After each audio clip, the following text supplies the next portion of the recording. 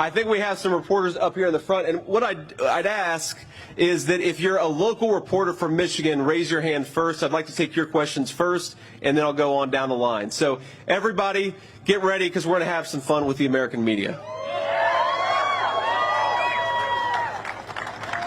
Question in the air, especially if you're from Michigan.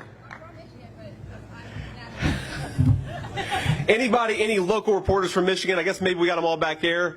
Okay, they're on camera. Well, you'll catch on camera what I say. So we'll start with the person who's from Michigan but represents the national press. Senator Kit with CNN. I'm representing the pool for today. I wanted to ask you, so some who want Trump to win in November, some who are Republican, they're urging the former president to do less personal attacks on Harris and focus more on messaging, more on policy. Do you agree with that? Well, look, the question, I'm not going to repeat that question because it's kind of insulting to our president. So I'll repeat the ones that aren't insulting to our president. Look, here's the answer. To the people who say that Donald Trump should do something different, they had an opportunity to make Donald Trump do something different by challenging him over 3 separate primaries, every single one of which he won. So I think that Donald Trump has earned the right to run the campaign that he wants to run. And look, if you listen to what Donald J. Trump says, if you look at what I say, we are prosecuting the case against Kamala Harris on policy. We're reminding people that Donald Trump delivered peace and prosperity, and Kamala Harris has delivered war all over the world and unaffordable groceries and housing here at home. That is the message we're going to take forward. But of course, President Trump, the reason people love him is because he's his own man, he's unfiltered, and he lets the American people see who he is. And I will say that as his running mate, I obviously can't always speak for the president, but I think I speak for the president. I think I speak for the American people in saying this, that we'd much rather have an American president who is who he is, who's willing to offend us, who's willing to tell us the truth, who isn't a fake who hides behind a teleprompter, but lets the American people see exactly who he is. So that's my view. Ma'am. From Ohio. Hi, I'm from Ohio.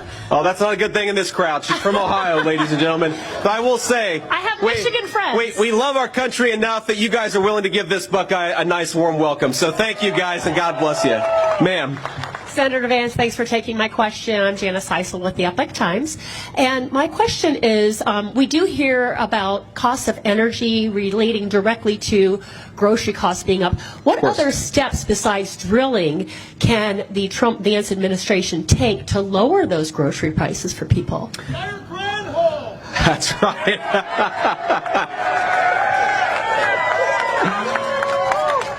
Well, the first is we're going to fire the agriculture secretary, right? She's not doing a very good job. But look, a couple of things. First of all, drill baby drill is a big part of lowering the cost of the cost of food, because if you think about the farmers, their tractors run on diesel fuel. To ship the food, they got to get it to go somewhere, and that requires fuel. The fertilizer, a lot of times, comes from natural gas. If we drill, baby, drill, and take advantage of the incredible bounty of this nation, we are going to lower food prices in a very big way for American consumers. That's just a matter of fact. But the other thing that we ought to do is stop printing trillions of dollars that we don't have and sending it to China. We should keep our money right here at home. Build in America, buy in America, manufacture in America, and that gives Americans the wages necessary, but it also means that you're not printing a bunch of money, which makes our dollar more and more worthless. You do those two things, you can make food affordable again in this country. It's very simple. Great. Ma'am. What do you have to say when people say Kamala has an advantage over the young people's vote because she is popular on social media and TikTok? Well, look, I'd say the reason that Kamala Harris does a lot of social media, but we do a lot of social media too, but she doesn't have any ability to be unscripted. Why, what is she going to do other than play around on TikTok? She sure as hell isn't giving interviews. She's not standing before the American people answering questions, right? Now, at least from what I've seen, President Trump and I have great presence all across social media. He just did an interview with Elon Musk on X that had hundreds of millions of American listeners. It sounds like a lot of people in the audience. So I think we're doing great on social media, but my message to young people, I mean, look, I'm the only millennial, the first millennial in the history of a national ticket. And my message to young people is we want you to be able to build a life in this country. If you work hard and play by the rules, we want you to be able to afford a house. We want to bring mortgage interest rates down so that you can actually get a loan to buy that house. We want you to be able to raise a family if you so choose without having it destroy your checking account. And we have got the policies to make that happen. So I think that Kamala Harris, assuming that she can run this filtered campaign hiding behind a teleprompter, young people are smart. And they know that life has gotten more unaffordable under Kamala Harris. And the final point that I'll make is Donald Trump and I believe that America ought to be tough and America ought to have a strong foreign policy. But when people like Kamala Harris send our sons and daughters, our young people, to fight in stupid wars, it is the young generation that carries the burden of that. We're going to stop sending our young people to faraway lands. We are not the policemen of the world. We need to use our young people here at home as the resources that they are and not send them all over the world. And I think that hopefully is a message that's going to appeal. We're going to carry it forward and we're going to see how the chips fall. But look, I feel very confident we're going to win young people. We're going to win the whole country. Sir. The New York Times, I wanted to ask you about the latest economic news from this morning with inflation now being under 3%, the lowest rate since mid-2021. What is your sort of reaction to that news? Well, I think the crowd reaction says it all. Look, when they say that inflation is down, they mean from a baseline where groceries are already 30% more expensive than they were when Donald Trump was president.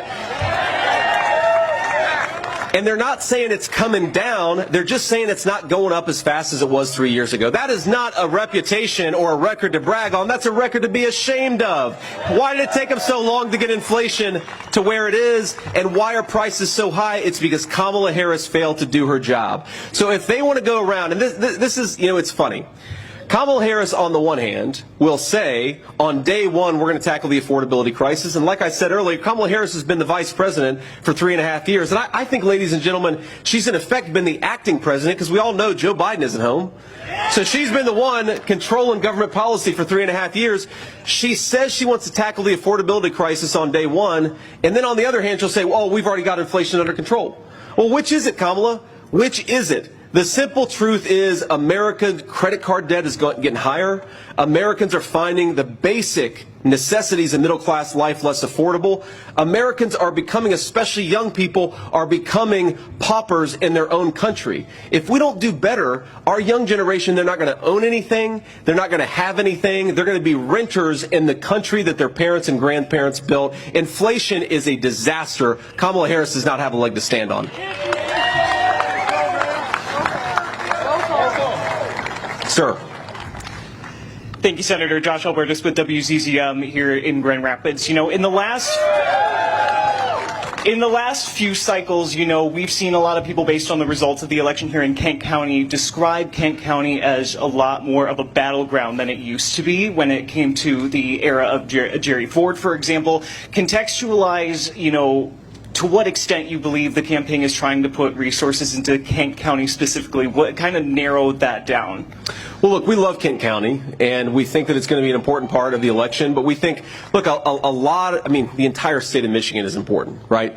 There are areas in Michigan like Detroit where we're not going to do quite as well as we want to, but we're going to put as much resources as possible because we believe there are a lot of voters in Detroit who want to vote for Donald Trump and J.D. Vance. We just got to get them to the polls, and we're going to work hard for every vote.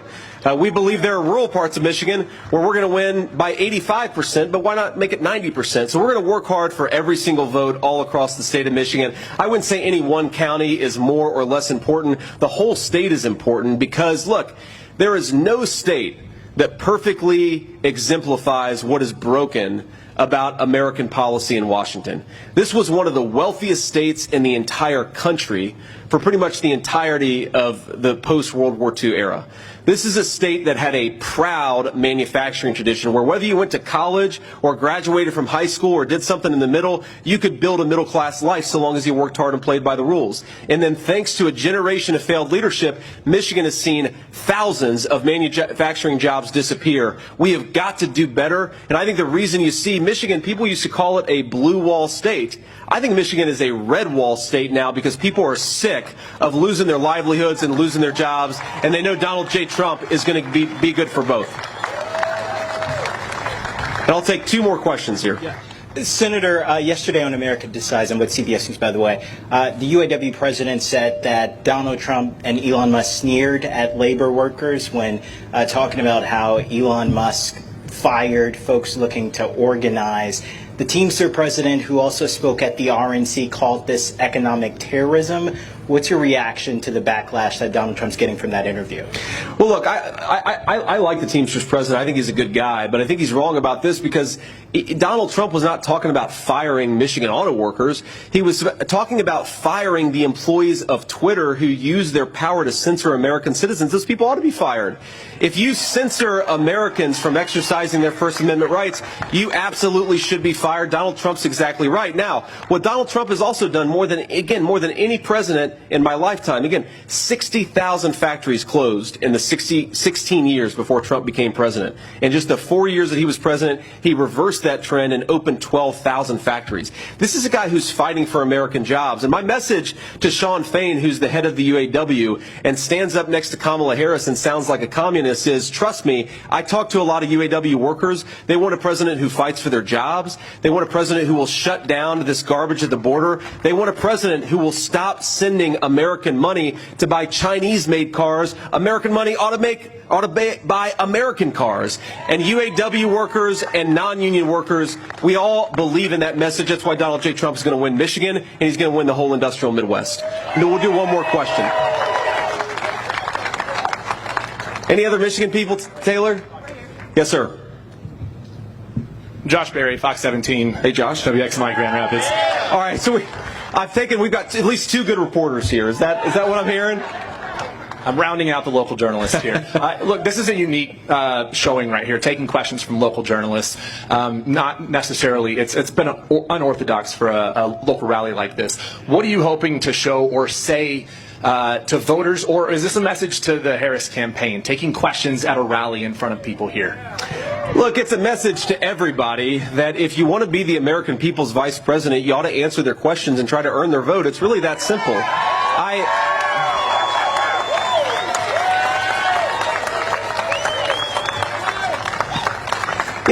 You think about this, and I'm only 40 years old, but I've been in public life long enough to know that sometimes you need to explain certain things, or sometimes new things come up and you've got to answer people's questions. How are you going to address that issue, or how are you going to address this issue? You have got to stand before the American people and answer tough questions if you want to do this job. And it is scandalous that Kamala Harris is running from the media, but more importantly, she's running from the American people.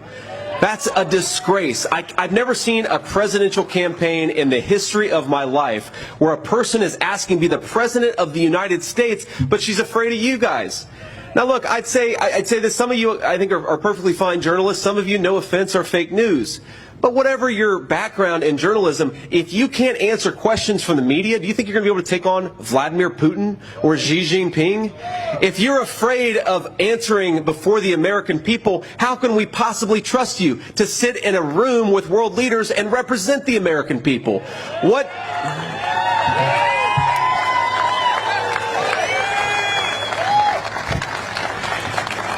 And I think what it shows is fundamentally Kamala Harris has no vision. She has no policies. Go to her website. Ask yourself, what is it that Kamala Harris wants to do for this country? And the answer is, she has no idea. None of us have any idea. What Kamala Harris is going to do for the American people is exactly what she's done for the last 3.5 years, which is fail. So we cannot give her a promotion. We've got to say, you are fired. God bless you all. Thank you so much for being here.